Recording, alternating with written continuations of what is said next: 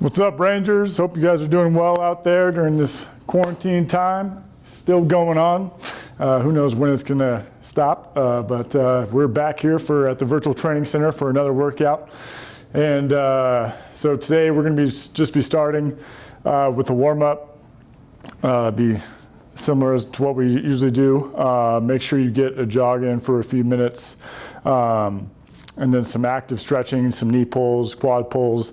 And then we're gonna go into some hip hydrants, which remember we're in the kind of a tabletop position here. My core is engaged as always in everything that we're doing. And then I'm kicking my knee out to the side as high as I can, making sure that my ankle isn't flaring out. I'm keeping my toe and my knee almost in a straight line here. Keeping that back nice and flat, my hands directly underneath my shoulders. And I'm bringing up that knee as high as I can every time. We're gonna go 15 each side and switch. Remember, same thing, don't let that ankle flare out or that toe flare out. We're keeping that toe in line with the knee when we bring up our knee as high as we can. After that, you're going into your 12 donkey kicks. Remember, we're going back and then up, really contracting that glute that's kicking back. I don't want to be arching my lower back, putting stress on my lower spine. So 12 on that side, then you switch, go 12 on this side. Okay, and then we're going to go into our three-way lunge activation, which is just going to be a forward lunge, and then a side lunge. Remember, sitting back in those hips, keeping that toe and knee in line with each other, making sure that that heel is staying down on the ground. And then we go to the reverse lunge. You do 9 to 12 total each side. So remember, it's just forward, lateral, and then reverse. Okay, then you switch. Again, making sure that that knee isn't shooting too far forward in all three lunge positions, then that heel is staying on the ground, so we're virtually just dropping straight down, driving our way through the heel. After you finish those, we're going to be going through our 6 squat iso holds, which is just going to be Spanish squat or an air sit, to where I'm just sitting here for 1, 2, 3, 4, 5, 6, and up. And remember, when you're doing these, I'm trying to create total contraction and rigidity, I guess, if that's the right word. But I want my whole body to be rigid and turned on. Basically, all my muscles are firing right now. I'm really making sure that I'm getting my core engaged while I'm doing this.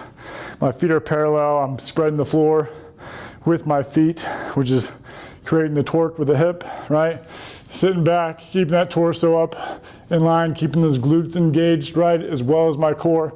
And holding for 6 seconds and up. You're gonna do 5 of those total, okay? After that, we go into our single leg triangle touches. We're just kind of working on our proprioception a little bit, our balance. Getting our mind to muscle going a little bit, right? Remember, we're reaching with the opposite arm of the leg that's on the ground, right? So my left leg's on the ground. I'm contracting this glute to help me stabilize. If I don't contract this leg, right, that's when I start to get all loose and wonky, right? So contracting the glute, I go down, touch, whoop, see?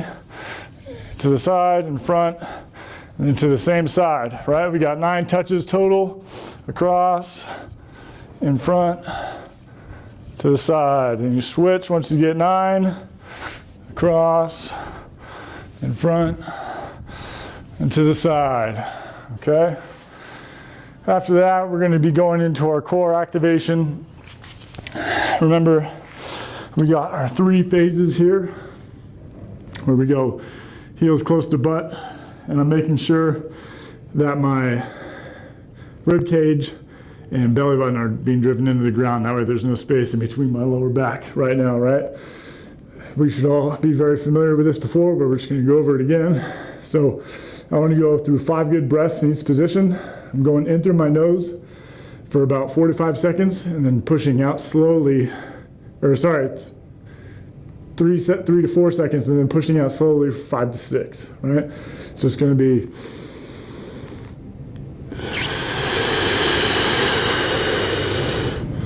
and remember, as I'm inhaling, my stomach is almost inflating like a balloon, right?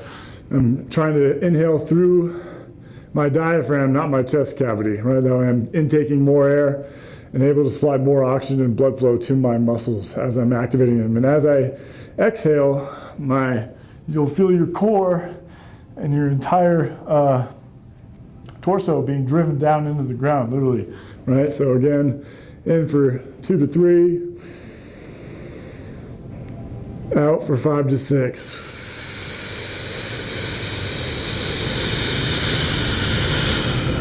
All right, then after you get 5 there, you walk them out slowly, again, making sure you're eliminating the space in between the lower back and the ground. In for 2 to 3, out for 5 to 6, and then all the way out. Remember, if you can't keep that space eliminated between your lower back and the floor with your feet all the way out, feel free to walk them back up just a little bit so we have that core activated, okay? After that, we're going to go into our Turkish Get-Ups. We're going to go 5 each side. Remember, the arm that we're going to be holding upwards, remember, we're locking it in. We're locking that shoulder joint into place, which is going to be, I'm almost twisting my pinky towards me. I don't want to bring it too far, right? But you'll feel your shoulder lock into place as you retract that scap and bring that shoulder down to the ground. Remember, I want that fist to be parallel with the ceiling. As I'm going up, this arm is out to about 45 degrees. Same arm, same knee, right? It's going to be kind of a 4 or 5 step process. Coming up on the elbow, making sure that shoulder joint is still locked into place. Right, I'm looking at my hand the whole time. Then I come up on my hand. Then I get full hip extension. Bring the knee under. Sit tall in the lunge. Come all the way up. Right? Again, still looking at the hand the whole time. Come back to the side. Remember, I don't want to come behind me, or else it gets a little awkward and we feel restricted with our hips and our hip flexors. So we come to the side. So I keep that shoulder stability. Back down. And there, then switch sides. Once you get 5, again, same arm, same leg. Looking at that arm that's up the whole time, right? Make sure you lock your shoulder into place, right? Coming up on the elbow, to the hand, hip extension. Bring the knee under to the lunge, all the way up. Back down, still looking at my hand, coming down to the side, not behind me. Bring the hip through and back down. After you finish the warm-up, that's about it. If you need to do anything else to get warm, feel free to do it and pause the video right now. But after that, we will get started. So today, we're doing 4 rounds of 7 different exercises, okay? So the first exercise is going to be single leg squats. And these are a little bit more advanced than what we've been doing typically with the past workouts. So if you have a partner or you have like a kind of a doorway you might need to hold on to, that's okay too. But how this is going to go is I'm going to have a foot here, and as always, right, with all of our movements, I'm hinging from the hip. Right, that way I'm activating that posterior chain, right, all of our jumping muscles for us volleyball players. I'm gonna start on my right leg, I'm gonna hinge from the hip, I'm gonna drop down, touch, just barely, like all my weight is still loaded on this front leg, and then I come back up, okay? Same thing, I'm gonna drop down, reach back with that back leg, come back up, okay? And then remember, when we're doing this, and I'm coming down, I don't want that knee to track in this way, right? I want to make sure it stays in line with kind of my second and third toe, right? And then come back up again. hinging from the hip and loading our hips. I'm not dropping straight down and loading my knee, okay? So we're gonna do 10 each side there, right? So again, hinging from the hip, reaching back with that back leg, still having most of the load on that front leg the whole time, right? It's gonna be about 2 to 3 seconds on the eccentric move of this exercise.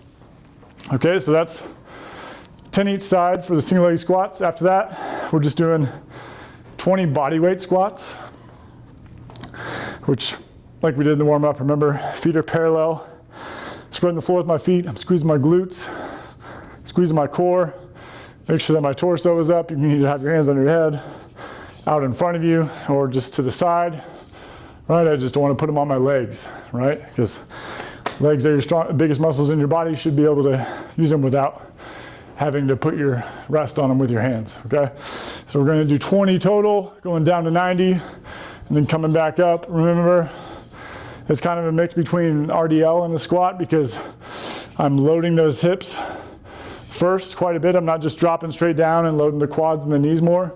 I'm actually dropping those hips back and then coming back up.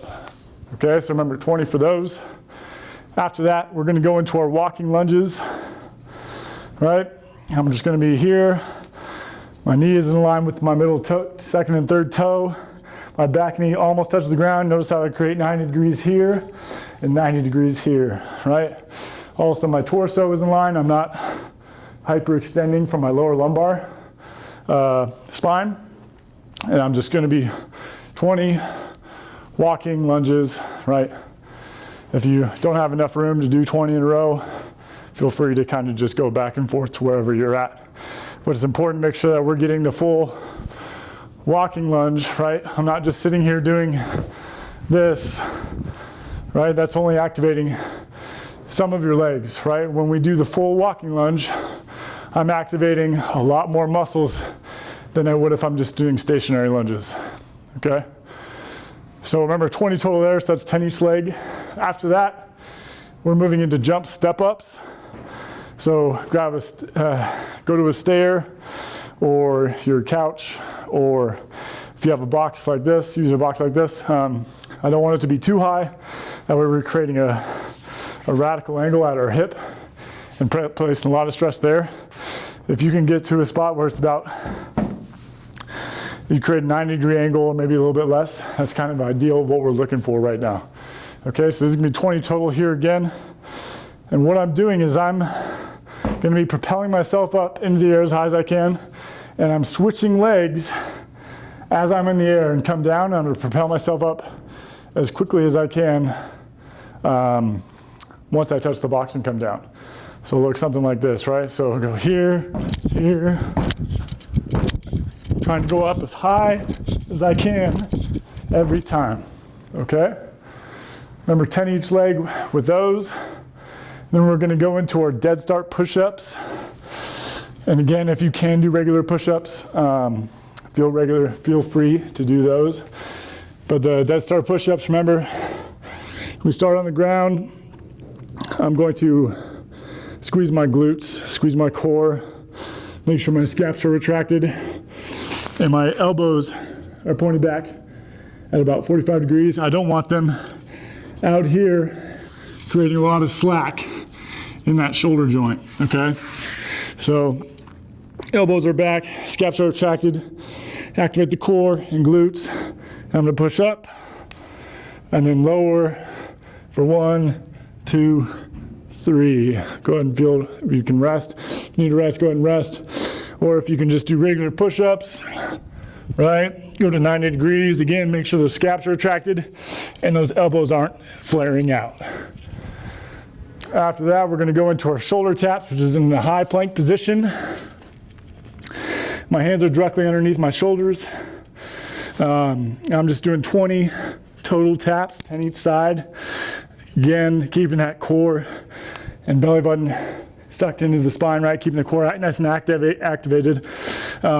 Keeping that back nice and flat and making sure that I'm not losing that spine and torso stability by over rotating too much. Okay, so 20 reps there as well.